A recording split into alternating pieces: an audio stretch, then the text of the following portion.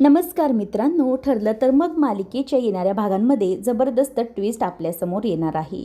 सायलीचं celebration सुरू असताना आता सगळेजण खूप आनंदात आहेत आणि सायलीला अगदी अनोख्या पद्धतीने सगळेजण वेलकम करतात.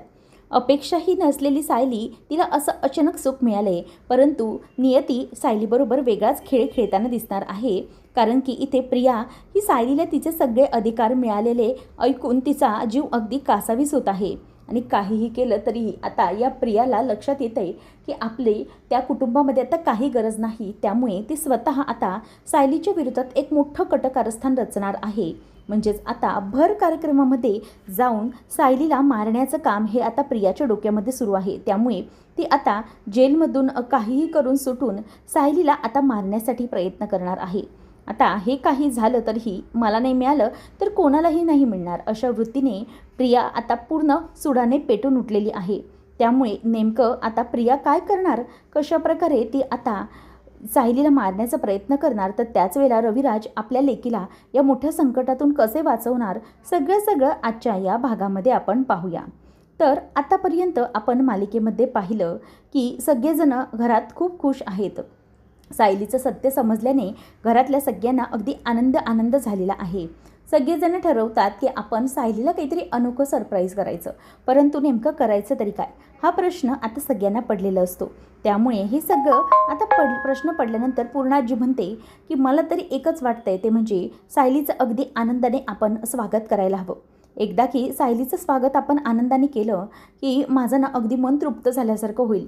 कारण जे मला हवं होतं ते सगळ्या गोष्टी अगदी आनंदाने मला मिळाल्यासारख्या झाल्यात. म्हणजे मला माझी तन्वी हवी होती, तर माझी तन्वी म्हणजे माझी सायली निघाली. त्यामुळे मला इतका आनंद होतोय जो की अगदी गगनात मावेनासा झालेला आहे. म्हणूनच आता सायली ही खूप आनंदात असते.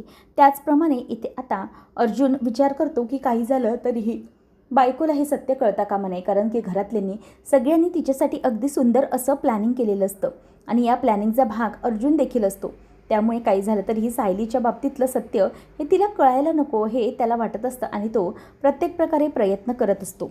आणि ज्यावेळेला आता त्या सगळ्या गोष्टींची वेळ येते तेव्हा मात्र अर्जुन हा सायलीला मुद्दाम देवळात घेऊन जातो. आणि तो देवळात गेल्यानंतर सायलीला म्हणतो की सायली, आपण दोघंही ना छान देवळात जाऊया, म्हणजे मला बरं वाटेल. सायली विचार करते की अचानक आज हे देवळात मला का घेऊन जातात, परंतु सायली कसलाही विचार न करता त्याच्याबरोबर देवळात जाते. नंतर मग इथे आता सचिन हा प्रियाला सगळा घडलेला प्रकार सांगतो की काय घडलं आणि कशा प्रकारे सायलीला तीच तन्वी असल्याचं सत्य समजलं. आणि त्याचमुळे आता हे सगळं जेव्हा घडलं तेव्हा मात्र प्रियाचं टाळकं सटकलेलं आहे. प्रिया म्हणते की काही झालं तरीही मी या माणसांना सोडणार नाही आहे. आणि ती सायली, तिला काय वाटतं की ती माझे सगळे अधिकार हिरावून घेईल, तर नाही, मी असं अजिबात होऊ देणार नाही आहे. हे सगळे अधिकार सगळं काही ना माझं आहे.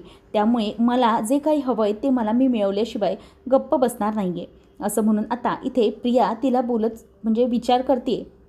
त्याच वेळेला तिथे बाजूला असलेली कॉन्स्टेबल ही प्रियाला ओरडते आणि म्हणते की अगं मुली, असं काय करतेस तू, आम्हाला कळतं आहे की तुझी कसली तरी चिडचिड होती आहे, पण तू एक गोष्ट विसरू नकोस की तू पोटोशी आहेत, तू एका बाळाला जन्म देणार आहेस. जर तू आता अशीच वागलीस ना, हिंस्र राहिलीस, तर तुझं बाळही त्याच प्रकारचं बनेल. त्यामुळे आता तू जरा शांत राहा आणि स्वतःच्या सेलमध्ये चल, कारण की इथे थांबून काही होणार नाही. आणि जरा हळू बोल, आणि जर अशा प्रकारेच तू मोठमोठ्याने ओरडत राहिलीस ना, तर तुला इथे मी जी काही मुभा देते ना तीही मिळणार नाही. कारण की इकडे जे जेलर साहेब आहेत त्यांना कसं बसं लपवून मी तुला इथे कोणाला तरी भेटायला आणते. आणि सारखं जर असंच चालू राहिलं ना तर मला माझं नोकरी गमवावी लागेल. त्यामुळे तू जरा गप्प बस. पण प्रिया ठरवते की नाही, काही झालं तरीही मला आता इथून बाहेर पडलंच पाहिजे. मला सायलीच्या बाबतीत काहीतरी करायलाच हवं, असं म्हणून प्रियाच्या डोक्यामध्ये नुसती अगदी विचार सुरू असतात. काही झालं तरीही मी आता या सायलीला सोडणार नाही आहे. तेव्हा सचिन म्हणतो की प्रिया, थोडा वेळ तू शांत हो. आम्हाला कळतं आहे की तुला त्याचा राग येतोय, पण तू जरा शांत हो. आणि तुझे हात आता दगडाखाली आहेत एवढं लक्षात ठेव. तू जेलमध्ये आहेस, इथून तू सुटू कसं शकणार आहेस. प्रिया म्हणते की प्रिया, मी काहीही करू शकते. माझं नाव बबली लोखंडे आहे.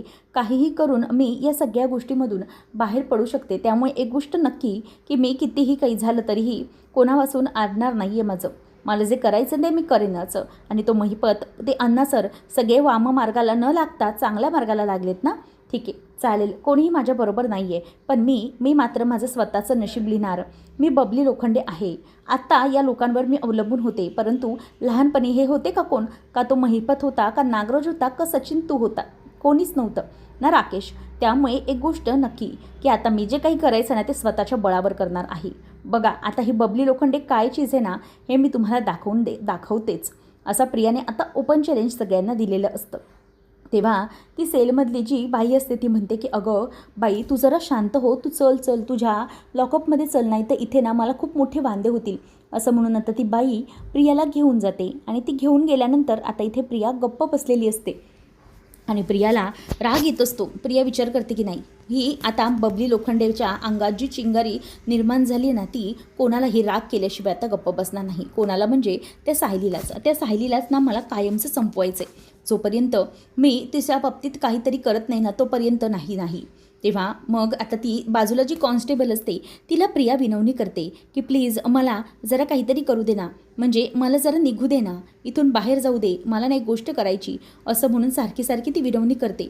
तेव्हा मग कॉन्स्टेबल म्हणते की अगं वेडी की खुळी तू, अगं मी तुला इथून बाहेर काढू, इथे बाहेर बघ सगळे कॅमेरे लावलेत, जर कोणाला कळलं ना की मी तुला इथून बाहेर काढलं तर माझी तर वाट लावतील, तुझी तर वाट लागेल हे कन्फर्म. तू तर जेलमध्ये मला पण एका गुन्हेगाराला मदत केल्याबाबत जेलमध्ये बसायला लागेल इथं तुझ्या बाजूला.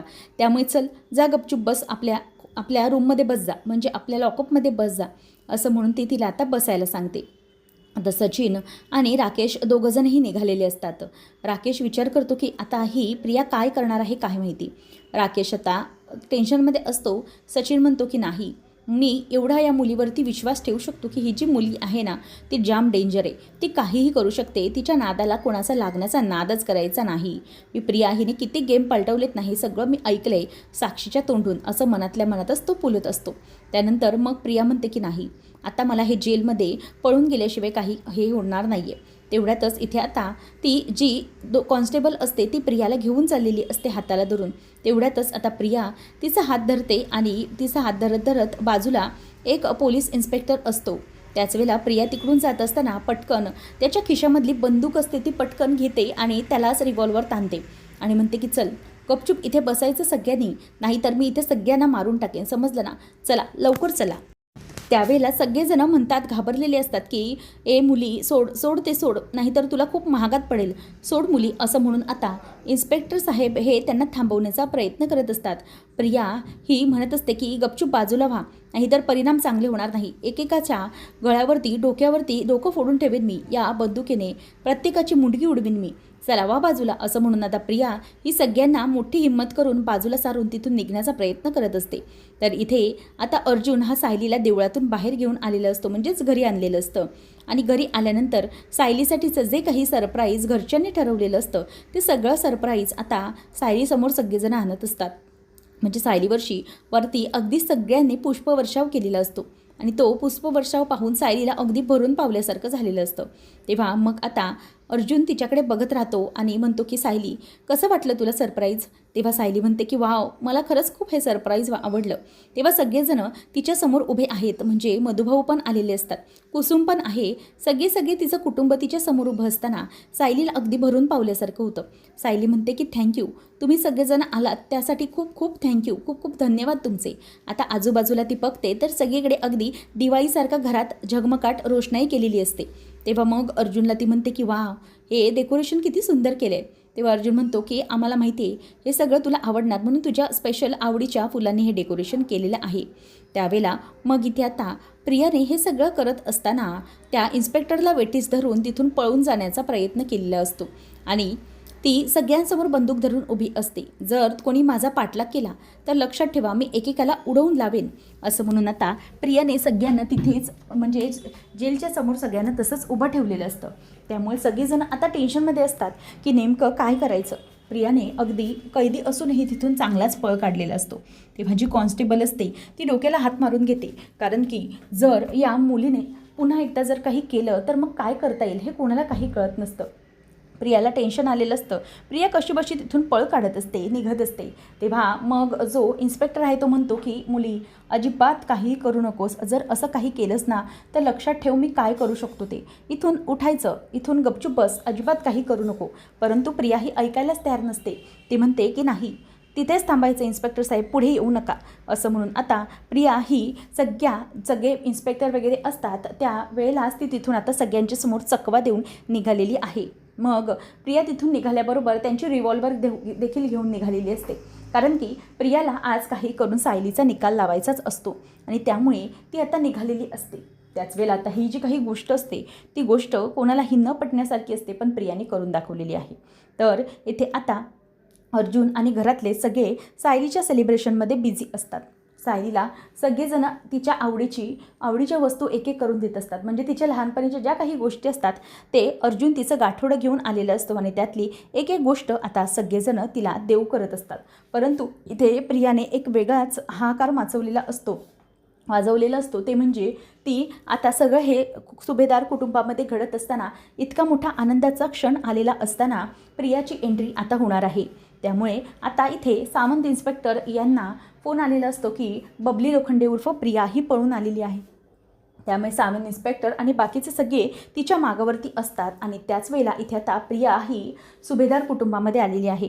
सुभेदार कुटुंबामध्ये सगळ्यांसमोर आता प्रियाने येऊन सायलीसमोर बंदूक धरलेली असते आणि तिला मारण्यासाठी ती आलेली असताना आता रविराज तेवढ्यातच येतो मागून आणि तिच्या हातातली बंदूक खेचून घेऊन जोरात प्रियाच्या कानाखाली वाजवत आहे. आणि तेवढ्यातच आता प्रियाच्या कानाखाली वाजवल्यानंतर इन्स्पेक्टर साहेब तेवढ्यातच येतात आणि प्रियाला आता पुन्हा एकदा ते अटक करणार आहेत. म्हणजे प्रियाने एवढा जो काही तामझाम घडवून आणणार तो सगळाच वाया जाणार आहे. असंच आता घडणार आहे. नेमकं आता पुढे कसं आणि काय होईल? प्रिया आता पुन्हा एकदा सायलीचा वचपा काढू शकेल का, की पुन्हा एकदा सायलीला कोणी वाचवेल? सगळं पाहणं अगदी रंजकतेचं ठरणार आहे. असेच अपडेट जाणून घेण्यासाठी चॅनलला नक्की सबस्क्राईब करा. धन्यवाद.